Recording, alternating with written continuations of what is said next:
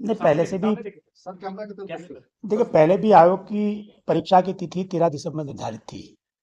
आयोग ने किसी दिन इस तिथि को चेंज करने का कभी इरादा नहीं रखा था, लेकिन ये भ्रांति फैलाई गई कि आयोग की परीक्षा शायद डिले हो सकती है। इसलिए बाध्य होकर आयोग ने एक पेपर में एडवर्टाइजमेंट भी दे दी कि परीक्षा निर्धारित तिथि को निर्धारित समय पर और निर्धारित केंद्रों पर की जाएगी। हर परीक्षा की तरह ये परीक्षा के लिए भी आयोग ने पुख्ता इंतजाम किए हैं। 950 के आसपास सेंटर है पूरे राज्य में। 4,83,000 छात्र भाग लेंगे इसमें, और हर परीक्षा केंद्र पर सीसीटीवी कैमरे लगते हैं। सभी सेंटर पर सीसीटीवी कैमरा रहेंगे। करीब 25 से 30,000 सीसीटीवी कैमरा है। साथ ही सभी सेंटर पर जामर्स लगे हुए हैं। तो इफेक्टिवली परीक्षा का जो केंद्र रहेगा, वहां पर जामर के कारण कोई भी इलेक्ट्रॉनिक एक्टिविटी नहीं हो पाएगी।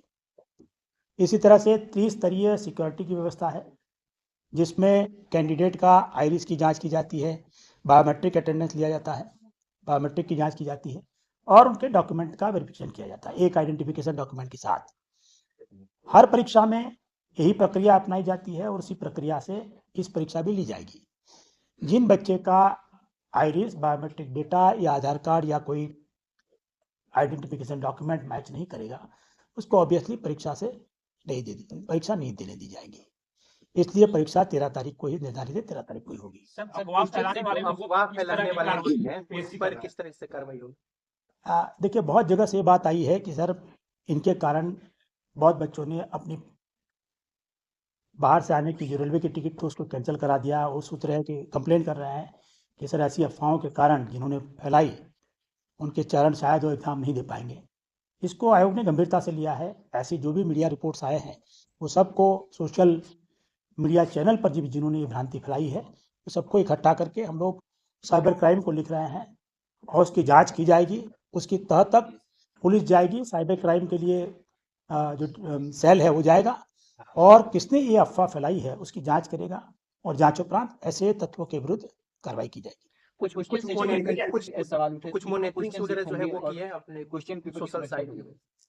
वो क्वेश्चन पेपर की सुरक्षा के लिए बहुत विस्तृत प्रेस कॉन्फ्रेंस हम लोगों ने, आपको याद होगा, जून महीने में किया था, जब हम लोगों ने पिछली 15 मार्च के एग्जाम के लीक पेपर आउट होने के बाद जो व्यवस्था चेंज की गई थी, वो सुधार के साथ एक बहुत बड़ी प्रेस कॉन्फ्रेंस की गई थी। आपको पूरा प्रोसेस बताया था। उस प्रोसेस के हिसाब से 26 जून से लेकर 16 अगस्त के बीच में आयोग ने करीब 12-14 एग्जाम ली हैं, और उसमें लाखों लाख बच्चे शामिल हुए हैं। सभी परीक्षाओं में मल्टी सेट क्वेश्चन पेपर का यूज किया गया था। मल्टी सेट में से किस सेट को परीक्षा के दिन यूज किया जाए, उसकी सूचना आयोग लॉटरी के माध्यम से डिसाइड करके सभी जिला प्रशासन को परीक्षा प्रारंभ होने के 3 घंटा पहले देता है। परीक्षा प्रारंभ होने के 2.5 घंटा पहले कैंडिडेट परीक्षा सेंटर पर एंटर हो जाना शुरू करते हैं। तो वैसी स्थिति में पेपर को लीक करने के लिए कोई टाइम बचता नहीं है। ये फुल प्रूफ व्यवस्था है जो आयोग 26 जून से लागू कर रहा है, और वही व्यवस्था के तहत इस बार भी अलग अलग क्वेश्चन पेपर अलग अलग राज्यों में अलग अलग प्रेस भिजवाए गए हैं, और उसको हमारे जिलों के ट्रेजरी में सुरक्षित रखे जाएंगे। परीक्षा के दिन अगेन 3 घंटा पहले लॉटरी करके जिला प्रशासन को सूचित किया जाएगा।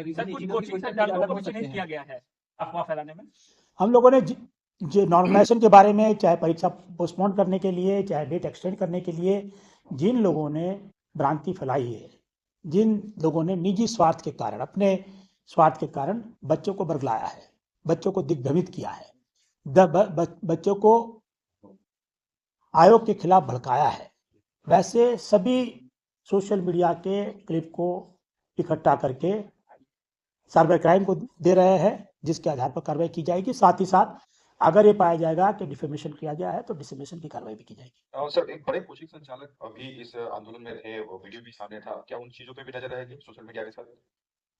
हमने कहा कि जितने भी सोशल मीडिया पर इस तरह के क्लिप दिग्भ्रमित करने वाले, बच्चों को मिसगाइड करने वाले, रूमर फैलाने वाले, या आयोग की आधिकारिक वेबसाइट को छोड़ के कोई और इंफॉर्मेशन, मिस इंफॉर्मेशन स्प्रेड करने वाले मैसेजेस है, वो सब पर आयोग की नज़र है। वो सबको इकट्ठा कर लिया गया है, और उसके आधार पर कार्रवाई के लिए साइबर क्राइम सेल को लिखा गया है। Sir question